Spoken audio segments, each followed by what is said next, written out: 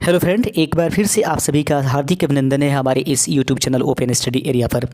दोस्त, यदि बिहार बीपीएससी शिक्षक भर्ती 2.0 के आप किसी भी पार्ट में एग्जाम्स दे रहे हैं, 6 to 8 हो, 9 to 10 हो, 11 या 12 हो, या फिर पीआरटी कहीं क्यों नहीं हो, भारत में आए विदेशी यात्री से संबंधित क्वेश्चंस आपको जीके वाले सेशंस में अवश्य देखने के लिए मिलेंगे।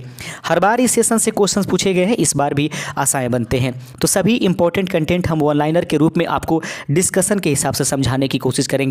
इस बीच में यदि हम आपसे रिक्वेस्ट करेंगे, चैनल पर नए हैं तो चैनल को सब्सक्राइब कर लीजिएगा, और ओपन स्टडी एरिया का ई बुक अगर आपने अभी तक नहीं लिया है तो ये बुक जो है आपके स्क्रीन पर फ्लैश हो रहा है, आप उसको ले सकते हैं। और उसके बाद बहुत ही जल्द साइंस का, और उसके बाद सोशल जो साइंस है या सोशल साइंस है, और बिहार स्पेशल के बुक भी 1 से 2 दिनों में प्रोवाइड कर दिया जाएगा। शुरुआत करते हैं मेगास्थनीज। सबसे पहले मेगास्थनीज देखेंगे।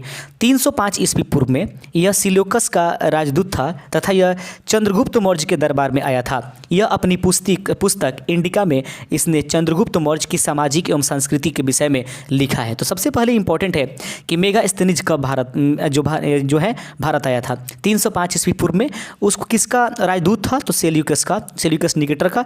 किन के दरबार में आया था? तो चंद्रगुप्त मौर्य के दरबार में, और उसकी पुस्तक का नाम क्या था? इंडिका। ठीक है, और जो इंडिका पुस्तक थी वह किसके बारे में जो सबसे ज़्यादा लिखी है? तो इंडिका पुस्तक में चंद्रगुप्त मौर्य की उसी के युग की सामाजिक एवं संस्कृति के विषय में महत्वपूर्ण रूप से फोकस किया गया है। तो ये प्रश्न मेगास्थनीज से संबंधित आपको एग्जाम्स में देखने के लिए मिलेंगे, तो देखते चलिएगा और लगातार आप हमारे साथ बने रहिएगा। अगला बिंदु पढ़ेंगे हेरोडोटस के बारे में। हेरोडोटस इसने अपनी पुस्तक हिस्टोरिका में 5वीं सदी ईस्वी पूर्व में भारत फारस संबंधों का वर्णन किया है। इसका विवरण जो है अनुश्रुतियों पर आधारित है, इसे इतिहास का पिता कहते हैं। तो हेरोडोटस जो है वह जो भारत फ्रांस के संबंधों का वर्णन करता है, और उसे जो ही है इतिहास का पिता कहते हैं। तो इतिहास का पिता कौन कहलाता है? तो हेरोडोटस है। ठीक है, 5वीं सदी में ईस्वी पूर्व में भारत और संबंधों का वर्णन किया है, और ये अनुश्रुति पर आधारित है, यानी कि इसका कोई लिखित प्रमाण मिलता नहीं है, ये बस अनुश्रुतियां हैं, सुनी हुई चीज़ें हैं जिसको उसमें बताई जाती है। तो इतिहास का मतलब हुआ है कि ऐतिहासिक घटनाएं जो हमारी इस रंगमंच पर हुई है, अनुश्रुतियों पर आधारित, जिसका कोई लिखित प्रमाण नहीं है, उसको हम लोग इतिहास कहेंगे। हालांकि उसको बाद में उत्कीर्ण किया गया है। आप सभी जानते हैं कि ये जो पत्ते होते हैं उस पर जैसे पांडुलिपियों के माध्यम से भी किया गया था, बाद की घटना है, लेकिन अभी फिलहाल हेरोडोटस के संबंध में यही है। टीसीएस के बारे में देख लेते हैं। टीसीएस जो था यह ईरान का राज वैद्य था। इसका विवरण आश्चर्यजनक कहानियों से परिपूर्ण होने के कारण अविश्वसनीय है। नियार्कस, एनिक्रिटस एवं अरिस्टोबुलस के विवरण प्रमाणिक एवं विश्वसनीय है। ये सिकंदर के साथ भारत आए थे। तो बताएंगे प्रश्न इसमें सबसे ज़्यादा इंपॉर्टेंट क्या है। तो टीसीएस जो था वो कहाँ का था? तो टीसीएस जो था ईरान का एक राज्य वैद्य था। यह सिकंदर के साथ कहाँ आया था? भारत। तो याद रखेंगे टीसीएस किसके साथ भारत आया हुआ था? तो सिकंदर के साथ ही। ठीक है, वो राज्य वैद्य था, और उसकी जो चीज़ें हैं उसने जो भी वर्णन किया है आश्चर्यजनक कहानियों पर आधारित है। इत्सिंग देख लेंगे, इंपॉर्टेंट क्वेश्चन है। ठीक है, कहता है यह 7वीं सदी के अंत में भारत आया था। तो इत्सिंग कब भारत में आया था? तो 7वीं सदी में। इसने अपने विवरण में नालंदा एवं विक्रमशिला विश्वविद्यालय तथा अपने समय के भारत का वर्णन किया है। तो याद रखेंगे इत्सिंग जो है भारत में कब आया था? 7वीं सदी में। उसने किसके बारे में सबसे ज़्यादा बताया है? तो नालंदा और विक्रमशिला के बारे में उसने वर्णन किया है अपनी पुस्तकों के माध्यम से। आगे बढ़ते चलते हैं, डायनोसियस के बारे में देखेंगे। डायनोसियस जो है यह मीन नरेश टॉलमी फिलाडेल्फिया का राजदूत था, जो अशोक के राज दरबार में आया था। तो इससे याद रखिएगा डायनोसियस किसके दरबार में भारत आया था? तो अशोक के दरबार में। इसका मस्ट इंपॉर्टेंट पॉइंट ये रहेगा। उसके बाद डाइमेकस है, यह सीरिया के नरेश एंटियोकस का राजदूत है। ठीक है, यह जो था राजदूत बिंदुसार के दरबार में, राज दरबार में पहुंचा हुआ था। तो डाइमेकस जो है, जहां पर डायनोसियस जो है अशोक के दरबार में आया, वहीं पर डाइमेकस जो है वह उसके जो पिता हैं बिंदुसार, उनके दरबार में आया हुआ था। तो डाइमेकस जो है सीरिया का नरेश है, और वह बिंदुसार के दरबार में आया हुआ था। ठीक है, टॉलमी इसने दूसरी सदी में ज्योग्राफी की रचना किया था। तो ज्योग्राफी की रचना कौन कौन है? टॉलमी इसका सही आंसर हो जाएगा। प्लिनी इसने नेचुरल उसके बाद हिस्टोरिका पुस्तक लिखी जिसमें भारतीय खनिज पदार्थों, पशुओं, पेड़ पौधों आदि के बारे में विवरण किया गया है। तो प्लिनी ने जो पुस्तक लिखी है, तो प्लिनी के द्वारा लिखी जाने वाली पुस्तक का नाम नेचुरल हिस्टोरिका नामक पुस्तक है। सबसे ज़्यादा इंपॉर्टेंट कई बार पूछा गया है वो ह्वेनसांग से। तो ह्वेनसांग के पुस्तक की नाम पूछी जाती है, वो किसके दरबार में आया था, ये क्वेश्चन पूछा जाता है। तो ध्यान से पढ़िएगा। ह्वेनसांग हर्ष के शासनकाल में, यानी कि हर्ष माने हर्षवर्धन के शासनकाल में जो है ह्वेनसांग यानी कि ह्वेनसांग के यात्रा वृत्तांत सीयू की में तत्कालीन भारत की सामाजिक आर्थिक स्थिति का विवरण मिलता है। तो सबसे पहली बात कि ह्वेनसांग किसके दरबार में आया था? तो हर्षवर्धन के दरबार में। उसके द्वारा लिखित की जाने वाली पुस्तक का नाम सीयू की था, ठीक है, जो कि धार्मिक स्थिति का वर्णन करता है। वहाँ पर वह सर्वप्रथम भारत की कपिस राज्य पहुंचा था। वर्ष 15 वर्षों तक भारत में रहा तथा 645 ईस्वी में चीन लौट गया। याद रखेंगे। तो ह्वेनसांग भारत में कितने दिनों तक समय बिताया, कितने वर्षों तक? तो 15 वर्ष इसका सही आंसर हो जाएगा। ह्वेनसांग नालंदा विश्वविद्यालय में अध्ययन करने तथा भारत में बौद्ध ग्रंथों को एकत्र करके ले जाने के लिए आया था। इसके यात्रा वृत्तांत जो है इसका सीयू की है। 138 देशों का विवरण प्राप्त होती है। इसके अनुसार सिंध का राजा शूद्र था। तो सबसे इंपॉर्टेंट जो भी पॉइंट है उसको टिक कर लेते हैं फिर से। ह्वेनसांग किसके दरबार में? हर्षवर्धन के दरबार में। उसकी पुस्तक का नाम क्या है? सीयू की, ठीक है। कितने सालों तक भारत में रहा? 15 सालों तक। वह चीन कब लौट गया? 645 ईस्वी में। ह्वेनसांग कहाँ पर अध्ययन करने के लिए था? नालंदा विश्वविद्यालय में। तथा बौद्ध ग्रंथों को एकत्रित करने के लिए आया था। और उसके बाद इसके अनुसार जो इसने वर्णन किया था कि सिंध का राजा जो शूद्र था। लेकिन यात्रा वृत्तांत जो उसने लिखी है सीयू की, जिसको ह्वेनसांग ने लिखा है, उस सीयू की में 138 देशों का विवरण प्राप्त होता है। तो 1 2 3 4 5 6 7 8 9 क्वेश्चन हमने आपको टिक लगाए हैं इसमें ह्वेनसांग से संबंधित, और ये बिंदु ध्यान में आपको रखना चाहिए। आगे बिंदु है सुंगयुन। तो सुंगयुन यह 518 ईस्वी में भारत की यात्रा पर आया। इसने अपने 3 वर्षों की यात्रा के दौरान बौद्ध धर्म की प्रतियां एकत्रित की। तो प्रश्न है कि यह 518 ईस्वी में भारत की यात्रा पर आया, इसने अपने 3 वर्षों की यात्रा के दौरान बौद्ध धर्म की प्रतियां जो है एकत्रित किया, तो सुंगयुन है। फाहियान से क्वेश्चंस आपको पूछे जाते हैं। ध्यान से, अगर आप जनरल सोशल साइंस की तैयारी करते हैं, SST की तैयारी करते हैं, या फिर आप किसी भी फेज में बैठने वाले हैं, लेकिन इन सभी चीज़ों से आप बचने वाले नहीं हैं, थोड़ा सा ध्यान से देखिएगा। अगला है कि फाहियान, देखेंगे फाहियान जो है भारत में 399 ईस्वी पूर्व में आया था, ठीक है। अब जब भारत पर चंद्रगुप्त विक्रमादित्य, जिसको चंद्रगुप्त द्वितीय कहते हैं, का शासन चल रहा था, तो क्वेश्चन पूछेगा कि फाहियान किसके शासनकाल में भारत आया था? तो गुप्त वंश के राजा चंद्रगुप्त द्वितीय के दरबार में आया हुआ था। उन्हीं का नाम चंद्रगुप्त विक्रमादित्य था। कहता यह चंद्रगुप्त द्वितीय गुप्त के दरबार में आया था, और इसकी रचना है उसको नाम है फो क्यों की। याद रखेंगे, फाहियान की रचना का नाम है जिसको बोलते हैं फो क्यों की। आप हो सकता है कि इसमें थोड़ी सी तब्दीली हो सकती है, अलग अलग बातें होती है। गुप्त काल के भारतीय समाज, राजनीतिक संस्कृति तथा बौद्ध धर्म की स्थिति का वर्णन किया था। तो फाहियान जो है वह चंद्रगुप्त द्वितीय के दरबार में आया हुआ था, चंद्रगुप्त विक्रमादित्य के। उसके जो है उसका पुस्तक का नाम जो है फो क्यों की है, और उसके बाद वो 399 ईस्वी में भारत में जो है विचरण किया था, भारत में आया हुआ था। आगे बढ़ते चलते हैं। आगे बिंदु है कि कस्मास इंदी क्राफ्टर्स, अकस्मात इनको छोड़ दिए, यूनानी व्यापारी था, बस इतना याद रखिएगा। आगे चलते हैं। एक और बिंदु है सुलेमान, इसने पाल एवं प्रतिहार राजाओं के विषय में लिखा है। यह 9वीं सदी में भारत आया था।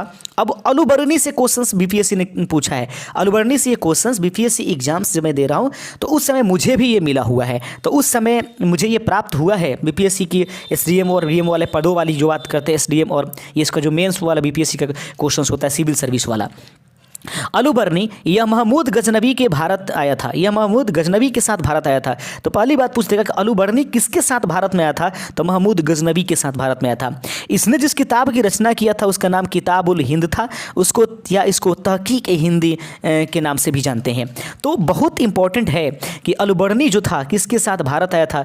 महमूद गजनवी के साथ, और इसने किताबुल हिंद नाम की पुस्तक लिखा था। इसको तहकीक हिंद की रचना भी कहते हैं। इसमें राजपूत कालीन समाज, धर्म, रीति रिवाज के, राजनीतिक इत्यादि के बारे में जानकारी प्राप्त होती है किताबुल हिंद से। सबसे बड़ी इतिहास की जो स्रोत नज़र आती है लिखित हुई इतिहास में, वो किताबुल जो हिंद है या मिनाजुल सिराज अल अलवर्नी की जो ये किताबें हैं उसके माध्यम से मिलती है। उसका मिनाजुल सिराज के बारे में भी हम लोग देखेंगे। इसके बाद आगे है, कहता है अल मसूदी यह अरब यात्री था जो प्रतिहार शासक महीपाल प्रथम के शासनकाल में भारत आया। इसने राष्ट्रकूट राजाओं को महता का वर्णन किया और इसने महजूल जवाह नामक ग्रंथ की रचना किया था। मार्को पोलो भारत में आने वाला यह प्रथम यूरोपीय यात्री इटली के वेनिस शहर का मार्को पोलो था, जो 2 बार क्रमशः 1288 ईस्वी में और 1293 ईस्वी में भारत आया था। इसकी यात्रा लगभग 1271 में लाइसाउस बंदरगाह मेवोनकास के करीब हुआ था। इसको बस याद रखिएगा कि भारत में मार्को पोलो भारत में जो आया था यह एक यूरोपीय यात्री था जो वेनिस शहर का रहने वाला था। ये याद रखने की आवश्यकता है। इब्न बतूता इंपॉर्टेंट है, इब्न बतूता को देख लीजिएगा। इब्न बतूता इसका पूरा नाम जो देखा जाए अबू अब्दुल्ला मोहम्मद था। तो इब्न बतूता का पूरा नाम अबू अब्दुल्ला महमूद था। इब्न बतूता एक विद्वान अफ्रीकी यात्री था जो कि मोरक्को का रहने वाला था। 1533 ईस्वी में जो है मोहम्मद तुगलक के राज्य काल में यह भारत आया था। तो इब्न बतूता भारत किसके शासनकाल में आया था? तो याद रखेंगे मोहम्मद तुगलक के शासनकाल में आया था। तुगलक ने उसे राजधानी दिल्ली का काजी नियुक्त किया था और इसने रेहला नामक पुस्तक लिखा था। तो सबसे इंपॉर्टेंट ये है कि रेहला नामक पुस्तक किसके द्वारा लिखा गया? इब्न बतूता के द्वारा। इसका पूरा नाम जो है अबू अब्दुल्ला महमूद था। यह एक इब्न बतूता एक विद्वानी मोरक्को का रहने वाला था। मोहम्मद तुगलक के राज्यकाल में ये भारत आया हुआ था। तो रेहला किसकी रचना है? ये सबसे इंपॉर्टेंट है कि इब्न बतूता का ये जो है एक पुस्तक का नाम है। अब्दुल रज्जाक यह एक ईरानी यात्री था। यह 1442 से 43 ईस्वी में देवराज द्वितीय के काल में विजयनगर आया हुआ था। उसके बाद अकन्नाकानी, इसको ज़्यादा ध्यान में रखने की ज़रूरत नहीं है, थोड़ा सा बढ़ते चलते हैं। जो ज़्यादा इंपॉर्टेंट है उसके बारे में हम लोग पढ़ेंगे। जरा देख लीजिएगा, टॉमस स्टीफेंस। ये टॉमस स्टीफेंस भारत आने वाला पहला अंग्रेज था जो गोवा स्थित जेसुएट कॉलेज में रखा था। तो टॉमस स्टीफेंस तो भारत में आने वाला सबसे ज़्यादा इंपॉर्टेंट, भारत में आने वाला सबसे पहला अंग्रेज कौन था? तो याद रखेंगे टॉमस स्टीफेंस जो है भारत में आने वाला पहला जो है यह यात्री के रूप में प्रयोग किया जाएगा। वरना आप उसको जेम्स हॉकिंस को मत समझ लीजिएगा, वो दरबार में आया हुआ था और ये दूसरा व्यक्ति है, याद रखिएगा। थोड़ी बहुत जानकारी हम भी रखते हैं साहब, आप लोगों को पढ़ाना पड़ता है ना, तो जानकारियाँ तो रखनी पड़ेगी। फिच 1583 ईस्वी में एक अंग्रेज व्यापारी फिच अपने 2 साथियों के साथ भारत आया और 7 वर्ष तक यहाँ पर बिताया हुआ था। आगे देखिए, कैप्टन हॉकिंस से क्वेश्चन पूछा जाएगा जो आपकी बात कर रहे थे।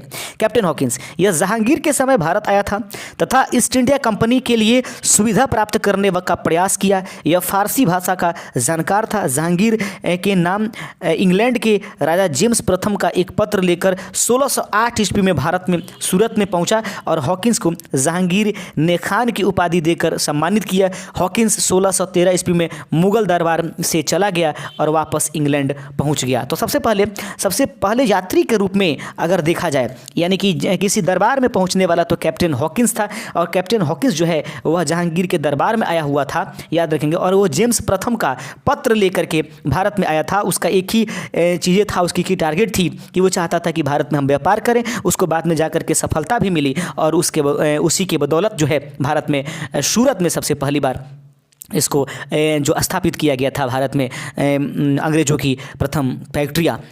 डॉक्टर जमेली करेरी इटली का यात्री और जमेली करेरी और औरंगजेब के शासनकाल में भारत आया था। बर्नियर फ्रांसिस बर्नियर एक फ्रांसीसी विद्वान डॉक्टर थे, ये भी आया था। वास्को डी गामा से क्वेश्चंस थोड़ा देख लीजिएगा। वास्को डी गामा पुर्तगाली नाविक जो कि केप ऑफ गुड होप के रास्ते 1498 ईस्वी में कालीकट बंदरगाह पर पहुंचा। भारत की खोज का श्रेय इसी व्यक्ति को दिया जाता है। तो दोस्तों ये कुछ गंभीर सवाल थे जिससे क्वेश्चंस घुमा फिरा कर पूछे जाते हैं, उनको मैंने आपके सामने प्रस्तुत कर दिया है। अब रहेगी बात कि अब जो वन लाइनर्स के रूप में देखेंगे जो इंपॉर्टेंट हैं, तो उसको देख लीजिएगा। मेगास्थनीज के दरबार में यूनानी राजदूत चंद्रगुप्त मौर्य पहुंचा और इसके बाद देख लेंगे। अगला बिंदु है कि उसके 298 ईस्वी से 273 में डायमेकस सीरिया का राजदूत था जो बिंदुसार के दरबार में पहुंचा था। एक एक बार में देखते चलते हैं।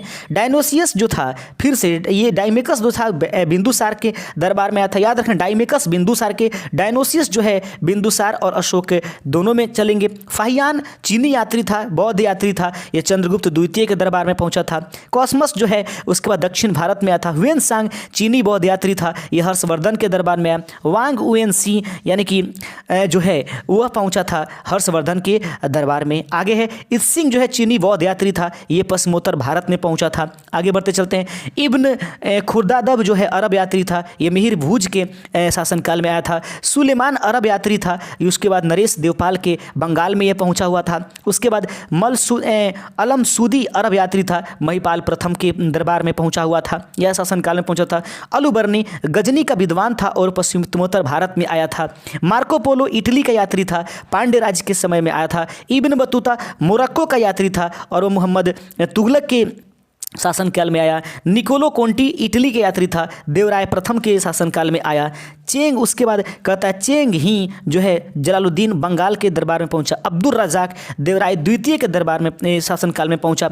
अथनासीसन निकेतन बहमनी के शासनकाल में। वास्को डी गामा पुर्तगाल जो यात्री था जमेरिन के समय में केरल के कालीकट बंदरगाह पर पहुंचा। ये सभी इंपॉर्टेंट सभी चीज़ें हैं जिसको मैं आपको बता रहा हूँ और देख लीजिएगा। ये सभी कृष्णदेव राय वगैरह मुझे ज़्यादा इंपॉर्टेंस नहीं लगते हैं, जो इंपॉर्टेंट है उस पर देखते हैं। रॉल्फ फिंच प्रथम अंग्रेज यात्री था, जो रॉल्फ फिंच जो है अकबर के शासनकाल में पहुंचने वाला रॉल्फ फिंच था। उसके बाद कैप्टन हॉकिंस जो था वह अंग्रेज यात्री था, वह भी जहांगीर के दरबार में पहुंचा था। उसके बाद जो इंपॉर्टेंट है उसके बाद देख लीजिए। टॉमस रो यह जहांगीर के दरबार में पहुंचा था। टॉमस रो याद रखिएगा जहांगीर के दरबार में पहुंचने वाला व्यक्ति है। उसके बाद पीटर मुंडी याद रखिएगा, पीटर मुंडी जो है इटली का यात्री था और पीटर मुंडी जो है शाहजहां के दरबार में पहुंचा हुआ था। पीटर मुंडी शाहजहां के दरबार में। उसके बाद मुझे लगता है कि जितने भी पॉइंट थे जो इंपॉर्टेंट बन सकते थे आपको विदेशी यात्रियों से संबंधित क्वेश्चंस आपके बीपीएससी शिक्षक एग्जाम के लिए, उन सबको हमने कवर कर लिया है। शुक्रिया। अगर चैनल पर नए तो चैनल को सब्सक्राइब कीजिएगा। बहुत जल्द एसएसटी का भी जो है ई बुक जो है लॉन्च कर देंगे। 1 से 2 दिन आप हमको समय दीजिए, सारे बुक्स आ जाएंगे। शुक्रिया। जय हिंद।